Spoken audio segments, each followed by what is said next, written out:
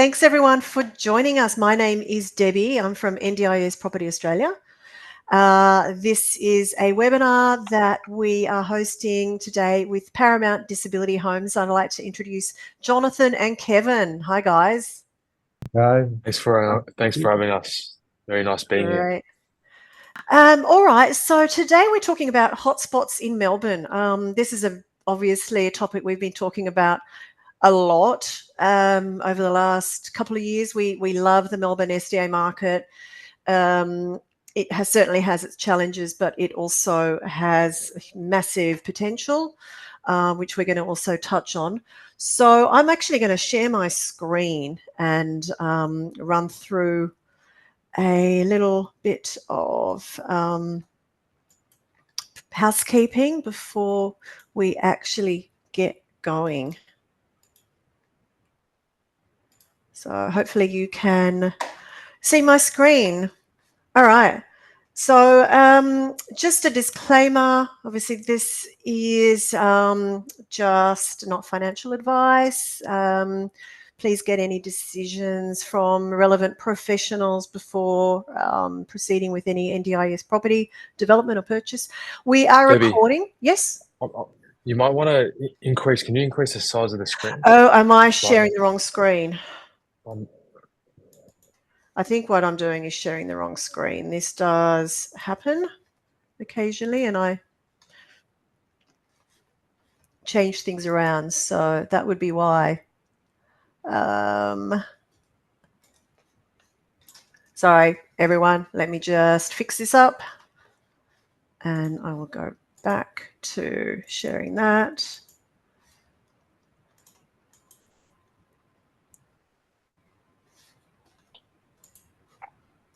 Yep. All right. Amazing. How's that? Is that better? Okay, good. Thanks, Kevin. So we are going to be actually recording this presentation. We are recording this presentation, and everyone who has signed up for the webinar will get a copy of the video and the slides within about 48 hours of today. So if you have any questions at all during the presentation, please just pop it into the Q&A chat box in the bottom of your screen. We will endeavour to answer any questions that are relevant during the presentation and any others at the end. I'm just going to give a little bit of an overview of the Melbourne market before handing over to Kevin and Jonathan, who are going to take us in more detail into the Melbourne market from an SDA provider's perspective, which is, I think, going to be very, very interesting to hear. So for those of you who don't know who we are, NDIS Property Australia, we are a specialist disability accommodation advisory service. We sell NDIS properties, but we also advise anyone trying to get into the market, be they a developer or an investor. We also have a fee-for-service advisory service that offers feasibilities and data reports and all sorts of information and advice for people looking to do developments. We also have the SDA Housing Podcast, if you haven't come across that, 290 episodes thus far on anything and everything about the SDA and the greater NDIS world. So do take a chance to jump on and listen to some of our episodes if you can. So straight into Melbourne. I first want to just cover the Melbourne property market, which we know has been in a bit of a slump. There's lots of talk about it starting to be at that bottom of that property clock and starting to take off. This is just some information I found recently on top suburbs for growth. I'm not talking about SDA here. This is just in general. But I noticed that some of these suburbs also coincide with areas that we're very interested in for SDA. Being Flemington, Caulfield, Keysborough, Point Cook and Box Hill. So those are suburbs to watch for the top growth in general. These are also some suburbs that had top rental yields in 2024. Again, Box Hill, Caulfield, Elsternwick, Ormond and Bentley East. But we're obviously talking about SDA here today. So The SDA property market. I think a lot of people have heard a lot of negative stuff about SDA in Melbourne, and yes, there has been a lot of oversupply in areas, but I think the outlook is still really good for investors willing to really work hard to find those key locations that we still need. Participant numbers are still rising, and in fact, we know that the Victorian government leased group homes are coming to an end at the end of this year, 2025. We also know that the legacy group homes, those are the 6+ tenant homes that were grandfathered into the SDA system, they will all be out of the system in Victoria by July 2028. And that will see us with thousands of participants needing to move into new build, and we don't have the stock as yet for that. The best opportunities we see are in the inner and mid-ring undersupplied suburbs near the transport and health hubs. And we know the oversaturated markets, of course, are in the greenfield estates out in the west and the southeast and north of Melbourne. And also some of the older SDA stock that maybe was not great design. So why do we still hear about all that vacancy? Because of the excess development in bad areas, or a lot of the old stock, the basic SDA, that is not fit for purpose, that participants don't want to live in. We know that there is issues with matching tenants in participants, and at the moment where there is an oversupply, you may be lucky to get at the most one tenant in your house simply because they've got a choice of where they're moving into. And of course, there's always those approval bottlenecks for participants waiting on funding. So that leads me into some data that I pulled together. For those of you who've been on the webinars with me before, I love to pull my figures up of where we're at with supply and demand. And this first chart is showing us the current demand for participants in Melbourne. There's a total of 5,000 participants who've got SDA funding. And if we look at the actual figures, in the southeast of Melbourne, we have the greatest number of participants. We've got 861 who have funding, but only 567 are currently living in an SDA, i.e. they're claiming their funding through their plan. That's followed by northeast Melbourne with 771 participants in total. Melbourne West with 757 participants. Outer East, Inner South, Inner East, Melbourne Inner, and Melbourne Northwest. I've also included here Geelong and the Mornington Peninsula because those areas sort of come into the greater Melbourne area when we're looking at the SDA market. So that's the demand. Now, what is the supply looking like? This is the current enrolled places across the Melbourne region, 6,224 places. So that's telling us we actually have an oversupply. But if you look at where that is, we have an oversupply in Melbourne West of 1,300 places plus. Most of those are new build.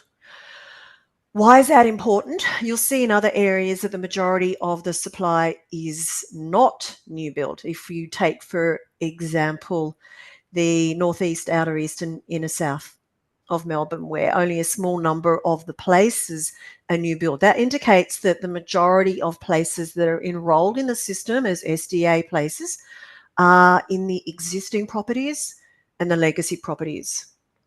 And in fact, you can see there that in all of these 6,224 places, that's made up of 62 legacy properties. So that's 62 at a minimum of 6 places per dwelling.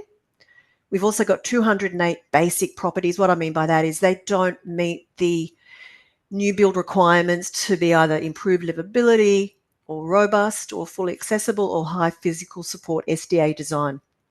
There's also 604 group homes for 4 or 5 residents in that mix. So you can see we've got a big oversupply at the moment when we're looking at the total number of enrolled places.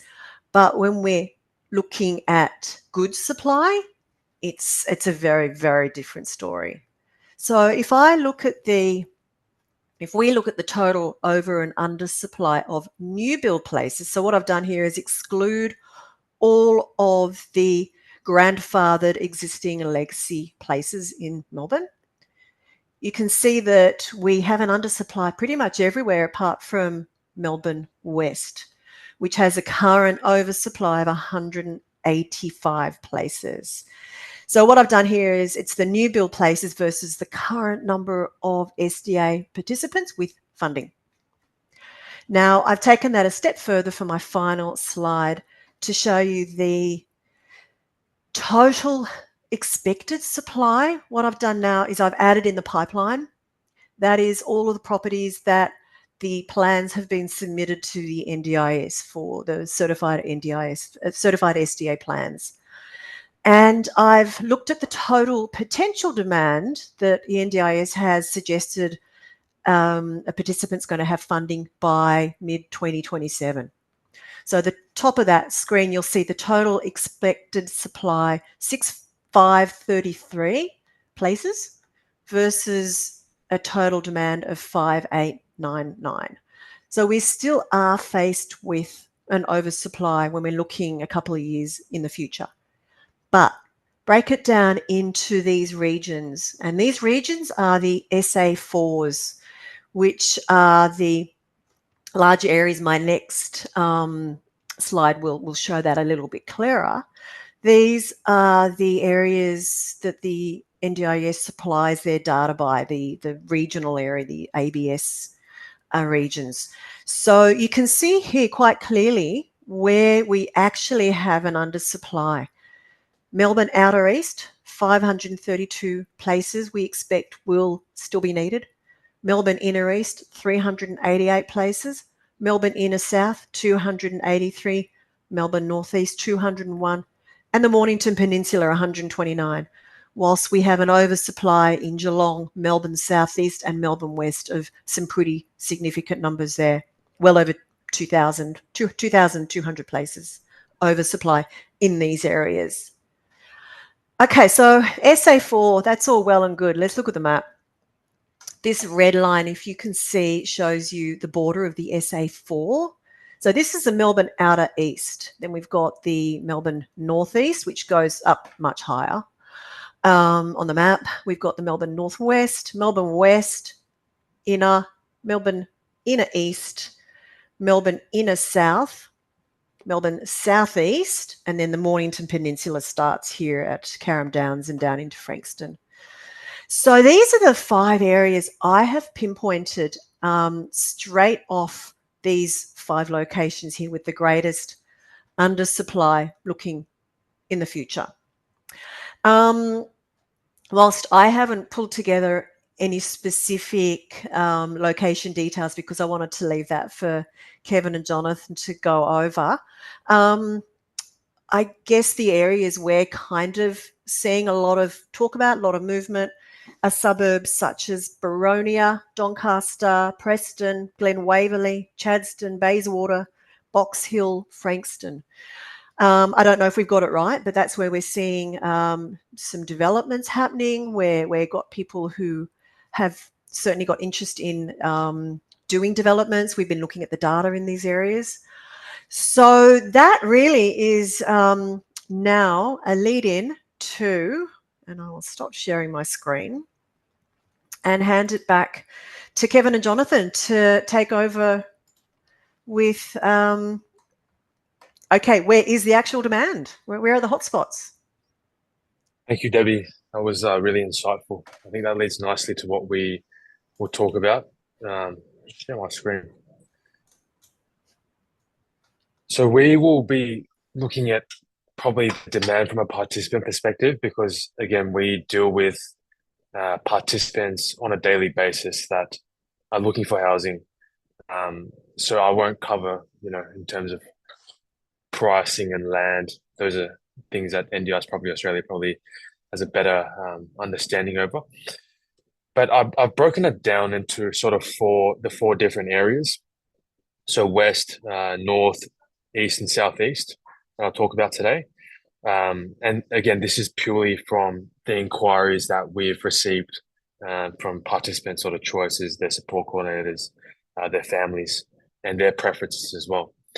So I think Debbie's mentioned that Melbourne West is oversupplied, and that is true. So a lot of the greenfield areas severely oversupplied, but that doesn't mean, in one of Debbie's slides, there are still a large number of participants that aren't using their SDA funding in Melbourne West, and that is purely because they're situated in the inner western suburbs of Melbourne, and there is still, I believe, an undersupply of homes um, on the right side of this red line that I've drawn. So generally, when we're speaking to participants, they're living around sort of Footscray to Sunshine, along that sort of coast from Williamstown down to Altona, and their preferences is that they don't want to move beyond, I would say, Caroline Springs, because the next suburb is Fraser Rise, and that's when you're starting to get some greenfield areas. And then we've also got sort of Truganina. So Truganina, there is a lot of development in terms of greenfield development. So again, I would stay away from that red line. The areas that I would suggest are on that coast. So from Williamstown all the way down to Point Cook. I wouldn't go past Point Cook because that leads into Werribee. A lot of participants like that coastal area. So Altona Meadows and Point Cook are quite strong. We would also probably recommend Sunshine West, all the way up to probably St. Albans as sort of good areas. Do you have anything to add, Jono? Yeah. Especially in the West, I would also avoid looking at apartments. There's quite a significant pipeline of apartments, especially in the Footscray and Sunshine area. But villa duplexes are still quite favorable in Sunshine Footscray area. Yeah. So housing is, I guess, the most popular sort of participant inquiry. They like the houses, high physical support, robust housing is still very in demand in the western suburbs. So yeah, as long as you're avoiding the greenfield areas in the west, I think the inner west there is still a lot of potential for housing. Yeah. I'll move on to the north. The north is quite interesting because there is still a lot of greenfield development above that red line.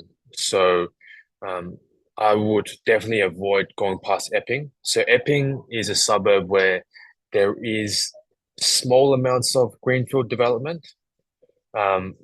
There's huge population of participants and group homes living in sort of Reservoir, Preston, Coburg, even down to Brunswick, and their general preference is that they don't want to move past sort of Laidlaw area, and they don't mind going up to Broadmeadows, but probably not past Broadmeadows and South Moraine. So I know there is a lot of people that are asking for homes, especially around Preston and Reservoir. So you can go sort of, Thomastown, Bundoora, Greensboro, up to Mill Park, in terms of housing. Jono, do you want to add to what I'm saying? No, I think you covered that. The North, that's pretty good. Yeah, so I think Broadmeadows, we've got a couple of projects there currently, SDA, and we've been able to tenant them quite fast. So during construction, so even around that airport area, like Glenroy is quite strong as well. But yeah, we're seeing a lot of demand, especially for housing, in those pockets. I'll move on to my favorite area. So we're the Melbourne East. It's where we're sort of located as well, our office. So we're here in Box Hill. But the general rule is in the Melbourne East, if you're in the inner east or outer east, there is just a huge undersupply.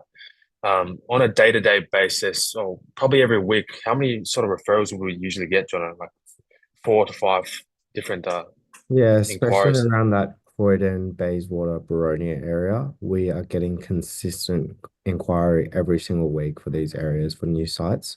And we've accepted a few application forms. We've got a few projects already. A lot of the group home operators and SRSs are also around Bayswater as well. So there's significant opportunity around that area. Yeah. So anywhere sort of along that train line is really Lilydale train line.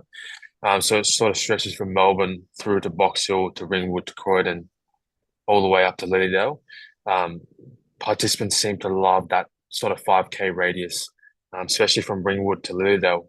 The only sort of challenge in this area is that I know that land is it's quite hilly, so land's not quite flat. So it's hard to sort of get SDAs in that area. But from a participant perspective, I would say we're getting, 4 to 5 inquiries in that area per week. And there is just such an undersupply of housing.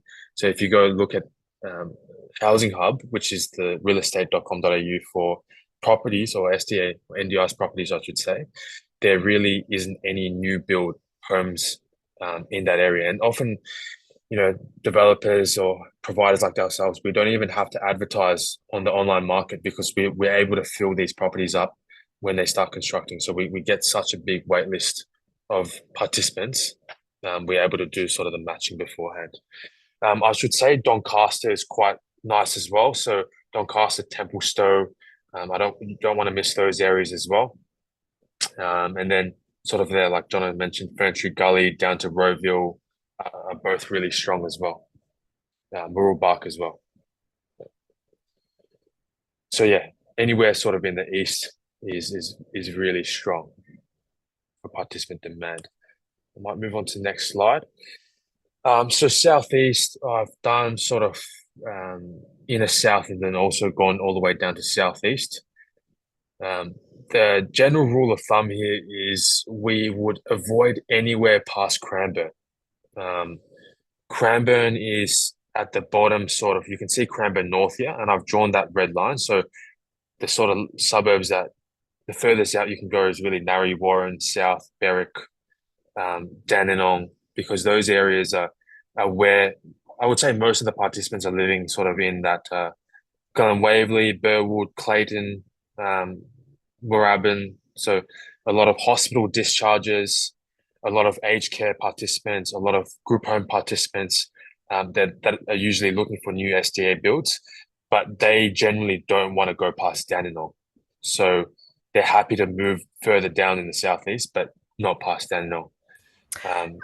Kevin, we've actually got a Sure. question come in. How will be the demand in Pakenham, which obviously is a lot further down past Officer Yeah. on that? So Pakenham is it's an interesting area because it's sort of past Berwick, and it really depends on how close it is to probably essential services. So if you do go past that red line, I know Pakenham has a train station. It's a pretty well established suburb. So depending on how well it's situated is in Pakenham as well. But there is still, it's not to say, on the slides that you were talking about in the southeast, if you go past Cranbourne, it's not to say there's no participant demand. We've filled probably 5 to 6 properties since the start of the year in the city of Casey. But it really just depends on, you have to factor in the pipeline, which Debbie, you talked about, because there are a lot of people developing. So, by the time that if your house is developed and you've got, 300 to 400 properties in construction right now, the chances are that by the time your property finishes, it's going to be quite hard to get a participant in there. And the supply to demand levels are 1-to-1. So most houses in those areas will probably at max get 1 participant, 2 if you're lucky. Great. Thanks, Kevin. No problems. But yeah, some good areas that I would say is anywhere along this coast is really great. Keysborough, Springvale, Noble Park are really strong areas for participant demand. And then, of course, you've got Clayton and Glen Waverley and Burwood. Those are constant sort of areas that we're getting demand participant inquiries.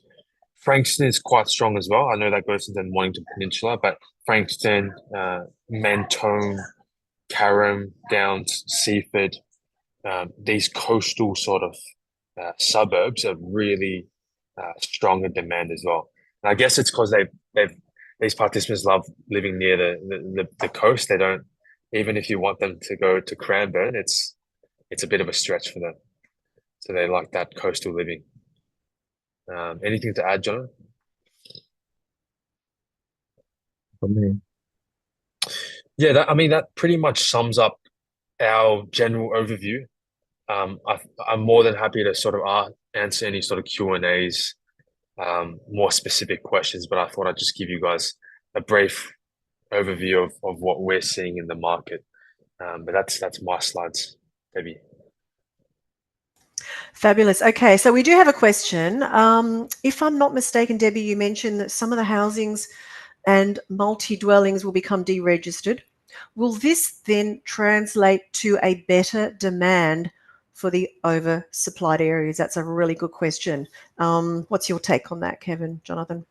Yeah, so when we talk about deregistered, we're probably talking about the group homes, legacy, and basic stock. So these are sort of the rundown, older NDIS homes that are owned mostly by the Victorian government, state government.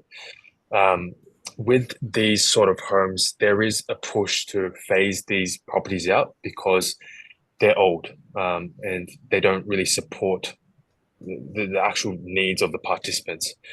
The one challenge with these homes are that the participants, their funding are very low. So when the scheme was grandfathered, they were probably on, $8,000 to $10,000 of SDA funding. So the process is that, they have to go through what's known as a change of circumstance to get their funding boosted to that 50, 60,000 plus amount, to that new funding amount that enables them to move out. So right now, yes, those few thousand participants, if there is, I should say, a really good home in that area that does come up, it will incentivize them to go through that change of circumstance. But I guess the main problem is that there isn't too much stock that's been developed. So there is no really alternative for them to go right now. So there's been no push for them to go apply for a higher funding. But yeah, the demand is there, but I guess they're waiting for the supply to sort of come up as well.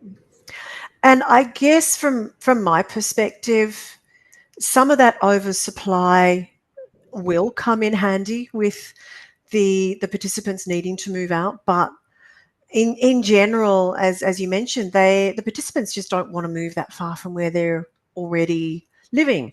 That's where they've always been. That's where their families are. That's where their social networks are. That's where their supports are based. So it's really crucial that new build properties are developed in those areas where they currently are. And there may be some movement into those oversupplied areas, but I wouldn't imagine that, those 1,000, 2,000 extra places out in West Melbourne will necessarily get filled from people coming out of those homes, because they will not go that far. Yep. Yeah, absolutely. Yeah. So yeah, it is, you can think of a disabled participant, all their, community service programs, for example, their physiotherapist, their family members, they're all sort of in that 5K radius, and they've lived there for, some of these group homes for 20 years. It's very hard for them to sort of reconnect their life in a new sort of estate area. So they won't move. Yeah. And a lot of those new greenfield areas just don't have the care providers out there either that are required. Yeah. So yes, some of it may move into the oversupplied areas, but I wouldn't imagine it's going to be the answer. That's for sure. Yep. So we've got some questions here. Nakul, does this data also apply to secondary dwellings, SDA granny flats? Absolutely. Doesn't matter what kind of an SDA we're talking about, be it an apartment, a house, a group home, a villa, townhouse. We're just talking about places in an SDA dwelling, whatever type they are. So yeah, the data is the same across the board for the demand and the supply. Yep. So granny flat would consider as a villa. Yeah, that's correct. Okay, so Leonie, hi Leonie. How do you manage to get 2 participants instead of 1 participant? What are the tips to maximize participant numbers? Yeah, this is a good question. I might answer this and I'll get Jono to get his take as well. So it's really, really important actually when we do procurement that we make sure that the first participant has or is able to live with other participants. So the matching of participants is really crucial when it comes to the second participant. Usually, for example, if it's a male participant, they're unlikely that they want to live with a female. So, you know, they might have preferences that we have to capture at this before they even move in to understand their appetite to live with other participants. And also another thing is the SIL provider, so the care provider. It's usually participants come with care providers, and there's usually only one care provider in each property. So you have to make sure that that care provider operating in your SDA house is very reputable and they have the ability to gain more tenants. Some of the smaller care providers, they only manage, 4 to 5 participants, and they won't have the reach to attract more tenants into your house. So that would be my answer. Jono? Yeah.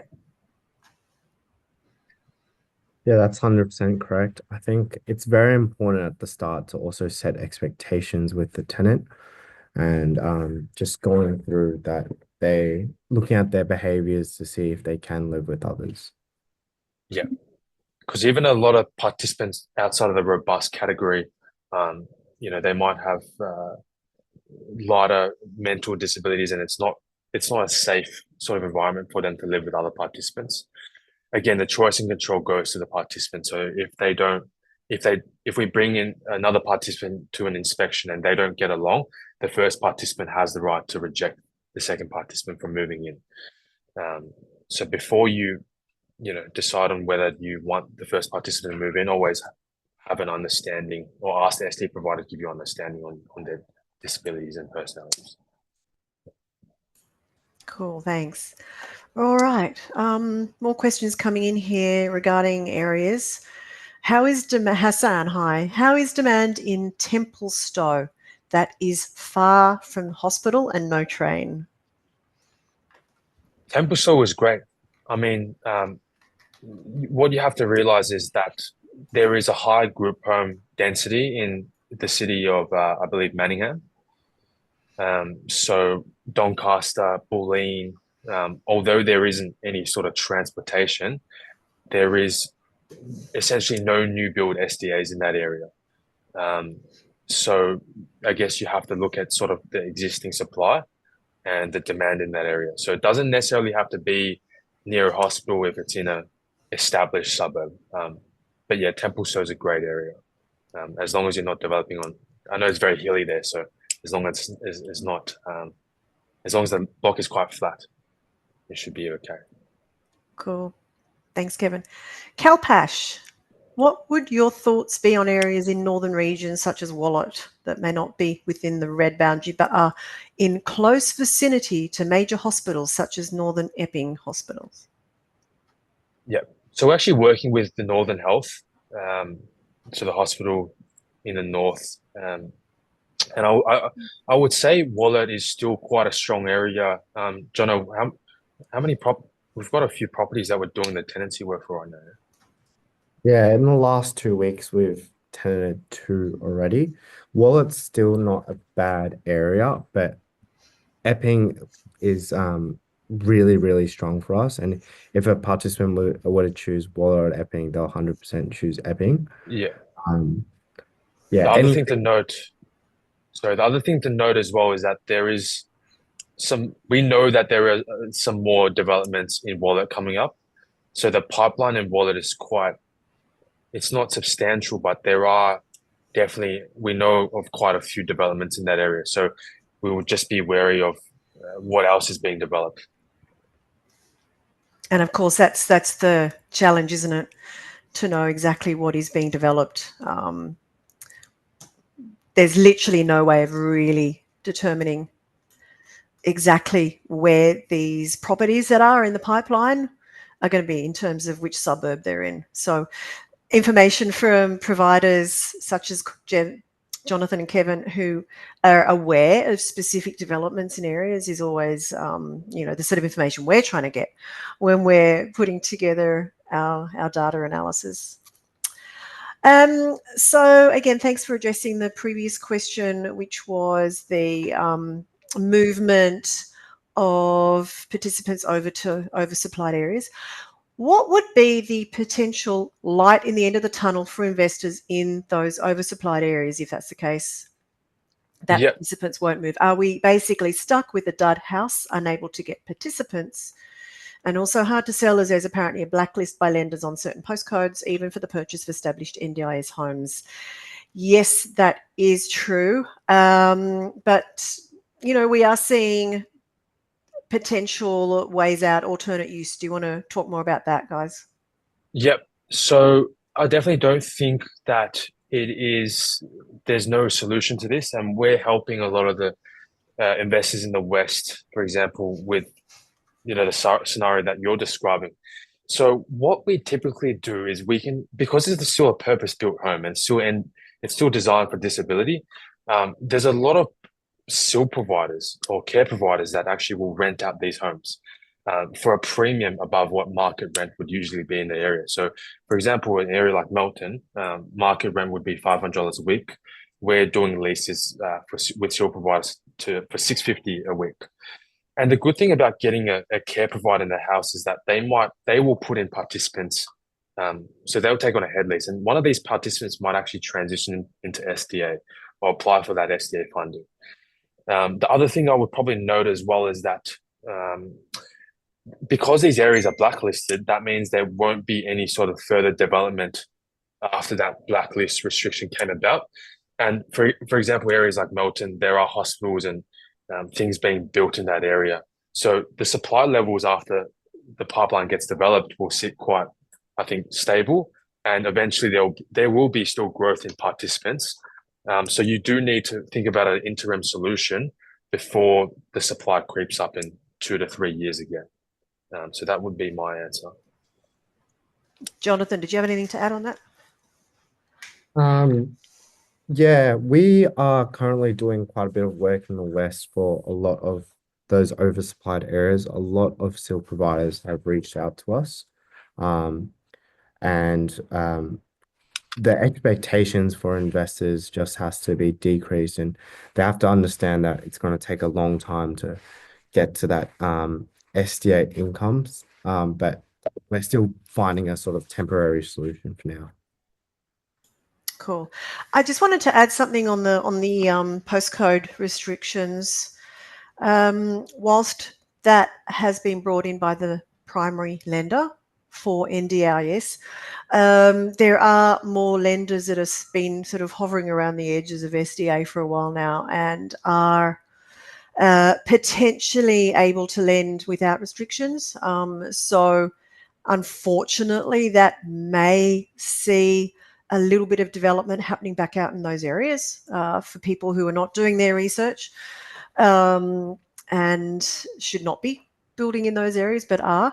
However, what it may do is if someone does have a home in an oversupplied area and they do want to move it, there is a potential to sell it and for the buyer to get funding away from the main lender. So there is a bit of good and bad there from the investor's perspective. Okay, Rob, hi. I live on a big block in Chelsea and I'm not sure I know where Chelsea is in Melbourne, and have the space to build behind the occupied home. Is it feasible to build an NDIS property, and what are the requirements? Whereabouts is Chelsea, guys? Chelsea's along the coast of the southeast, so it's a very good area. So very high demand for NDIS in that area. if I'm not mistaken. Fabulous. Great. Good to hear that. And is it feasible to build an NDIS property behind? Absolutely, potentially, yes. It could be the form of a granny flat or a secondary dwelling. We'd be very happy to talk to you more about that and help you with the feasibility on what you could do there for sure. So we'll reach out to you about that. And Rob, I see you've got another question. You've got an investment property in Oakley, but on a semi-main road. Does that put off potential NDIS demand? Definitely not.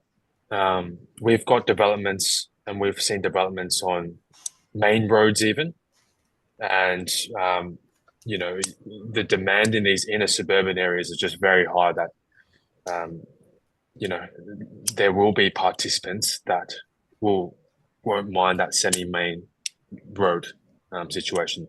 You probably wouldn't want to build robust, because some of these robust participants, they don't like noise, but most of the participants that have physical disabilities, they don't mind. That's the general sort of feedback I would give. But yeah, very strong area. Great.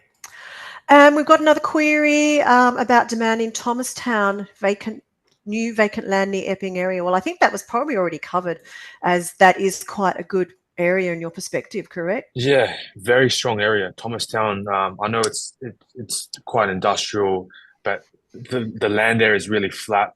You know, we know that we've seen quite a few participants requesting that area as well. So they live in Preston or Brunswick, and they don't mind going to Thomastown. So very strong area. Good stuff.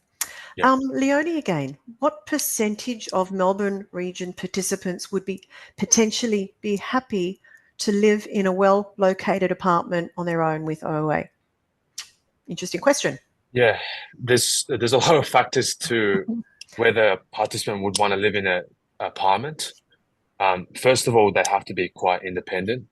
They need that sort of independence living. The second thing is, how well is the apartment sort of designed? So if it's sort of just a one-room apartment, typically they need a little bit more space. So two-bedroom apartments are quite preferable, but it also depends on their care ratio. So whether they're on 1-to-1 care provision or 1-to-3 care provision. So there is a lot of factors, but if the demand is quite strong and the apartments are quite strong, you know, and they possess independent, or the will to have independent living, then definitely it is very preferable still to participants.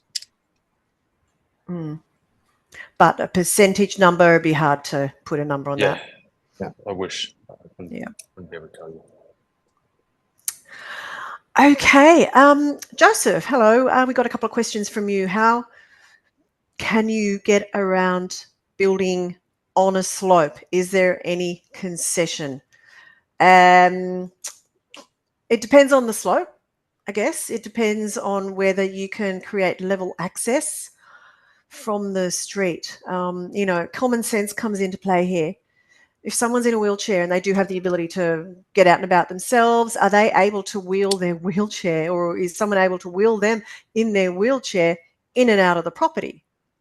Are they able to access the outside, you know, backyard areas? Is it the flat level?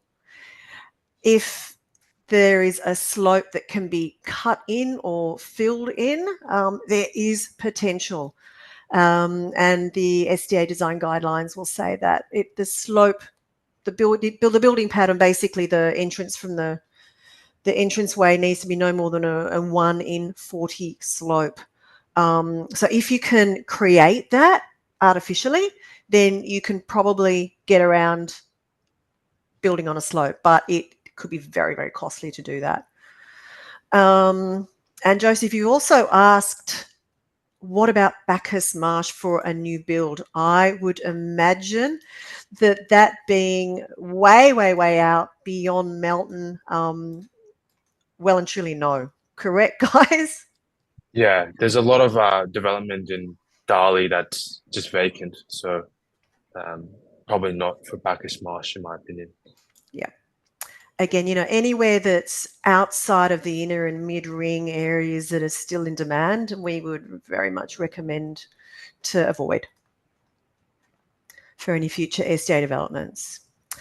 Hassan, if in a robust house just one participant will live, what usually happens for a house with 2 or 3 participant capacity?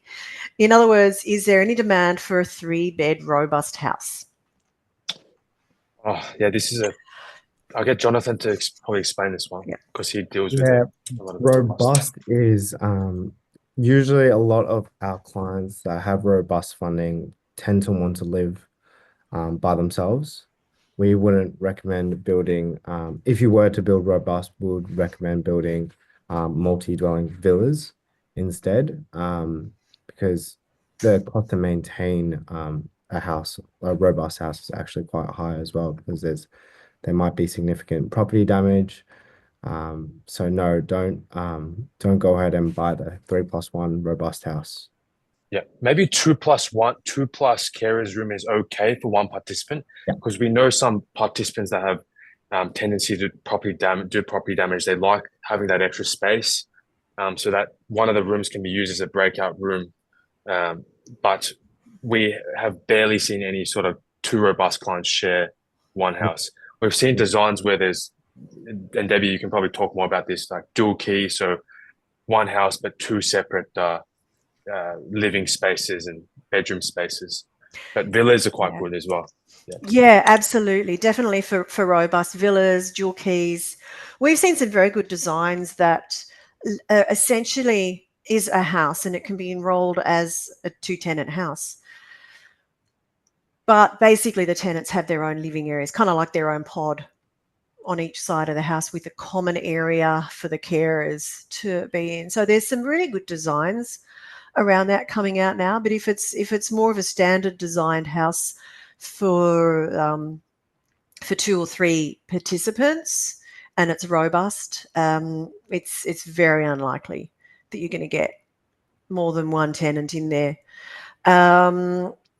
So yeah, look, the house can be, I believe this has been done, is that a house, even though it's built as a house, can be enrolled as a single tenant robust villa for funding purposes. Have you seen that, guys? Yeah, you can get it reassessed as just one participant villa, but if you just do a 2-resident house or 2-bedroom house for robust, the funding is still quite high. Yeah. I think the 2-tenant robust funding is probably not much less than or similar, on par to a 1-tenant villa funding. Generally, probably speaking, but yeah, it would be designed for one participant to live in there. Yep. All right. I think we've already covered these areas, Knox and Fern Tree Gully from Anonymous. I own a vacant block of land in the Knox Fern Tree Gully area. Is there a strong demand in that area? Yes, extremely strong, very strong. Yeah. So we have a wait list of participants that we could potentially connect you with if need be. Fabulous. So get designing, get building. Talk to us if you want assistance on what to do there, and we can connect you with the guys to talk in more detail about what the actual demand is. Now, cool. Besides the location, any other specific house features that participants like or want? That's a great question, and a great couple of speakers here to answer that. Yeah, I think so. Location is the most important thing in, I think, the SDA space. But the second most important thing is probably design, how the house is designed and what comes with the house. So I think we've noticed that a lot of the participants, they really they need furnishing to be done, but not the whole house to be furnished. So one thing is providing sort of white goods to the house. You also want to consider putting some additional assistive technology in the house. John, do you want to explain sort of what assistive technology at a baseline that you could be provided to the house? Yeah, so assistive technology can be ceiling hoist, the communication system to the staff room, anything that would help their disability. What we've seen regularly is just the communication system, and if you do go up and beyond, like install a ceiling hoist, make sure it is participant led, because you don't want to be spending a lot on assistive technology without it actually being useful to the participant living inside. Yeah. I just want to add on that, with the design guidelines for a high physical support property to be certified as such, it needs to have the provision to install the hoists, but you don't need to actually install it. And as Jonathan just said, yeah, you probably need to wait until you know who is going to be moving in. But if you can provide that, then it might be beneficial. Yeah, but just like any sort of participant, like they want just space, I guess in general. They want a nice open living area, just like any of us would. Um, you know, I think one thing to mention as well for high physical support, and a lot of people don't know this, but when the door frames, so or the pathway widths, usually the requirement is 1.02 meters, I think, but not many people design for bariatric standards. So bariatric are people that are usually quite obese, and they need around 1.2 meters. So it doesn't hurt, for example, to design your house to bariatric standard, but the amount of participants that are waiting for bariatric standard housing is unbelievable in this space. So you can go above and beyond in the design, and that's why you need to do your due diligence before you just build a house that is a floor plan given by a builder. Good tip, because so many of those builds that we've seen out there, the cookie cutter, just plonk a design down and it'll be right. But yeah, and we always, as those of you who are familiar with us know, Minh and I are preaching constantly data, design, and desirability. Design and desirability kind of go hand in hand. And if you want to get it right, you've got to get those things right. And it's so much down to the design of the property. So space, storage, extra living spaces, private outdoor spaces, are what can make a property really desirable to the participant, plus, furnishings and special add-on features, the assistive tech. And now we've talked about this many occasions in the past of future-proofing your property, meaning the value adds that you can add in to make your property more attractive to potential tenants. But having said that, if you are in a very high demand area and you're lucky enough to maybe have a site there, maybe all those future-proofing features are not as important. But however, 5 years down the track, when a lot more properties come on the market, there is nothing to stop those participants moving into something better that comes along. So the better you can make it from the outset, the more desirable, well-designed property you can make it from the beginning is going to give your property much longer life as a high-yield investment. Rob, do you recommend a 2 or 3 bedroom HPS build? Very, very good question. And obviously he means 2 or 3 tenant HPS. Yeah. I would recommend 2+1, just because the matching will be a bit easier. Kevin? I'm gonna go against you. I would definitely recommend. I personally think 3 bedroom plus OA is a lot. Well, it matches the care ratio a little bit better. So we've got in my opinion, I think John has got a good point in the sense that it's easier to match 2 participants, but we need to think about what the NDIS is funding. So a lot of the new funding that the NDIS is providing is 1 to 3 funding. For the care, correct? For the care and for the SDA amount. So these participants, they're essentially designed to share the care with 2 other participants. So from a care perspective, it makes a lot more sense for a care provider to come in to a 3+ OA house, purely because it's more feasible for them. They might be capped if they have 1 to 2 funding. So 4-bedroom house exactly with 3 participants is probably more desirable for what the NDIS is currently funding. But matching wise, definitely 2+, carer room is a lot easier to find 2 participants that will match up really well. You can still match them in a 3-tenant home, and you can still enroll it as a 2-tenant home. Yeah.